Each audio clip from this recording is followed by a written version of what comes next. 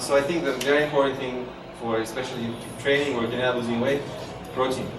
How much of it should people be consuming? Again, it depends how active you are. For people that are very, very highly active and athlete status, you want to take 1 gram of protein for each pound you weigh.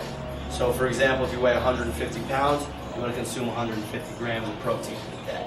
Okay, but that's also being that you're very, very heavily active throughout the day, doing a couple workouts a day, or just always staying active. Maybe it's your job, you play sports, you're a trainer, you're always working out, whatever the case may be.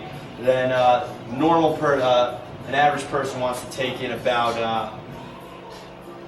2/3 of protein in their body weight a day. So let's say for example you're 100 pounds. It's just the easiest one out there. You're going to want to take in about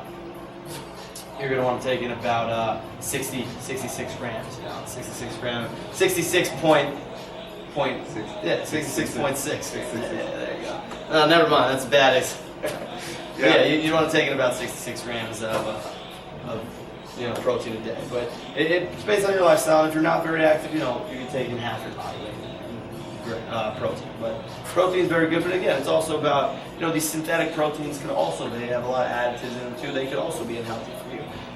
Everybody's body reacts differently to something. So again, that's also just knowing your body. If you notice your body's reacting in a way that it shouldn't be reacting, and you don't like the effects, it could be what you're eating, and you don't want to do it anymore. If you start noticing positive effects of what you're eating and you like it, your body's reacting to it in a positive way, continue it.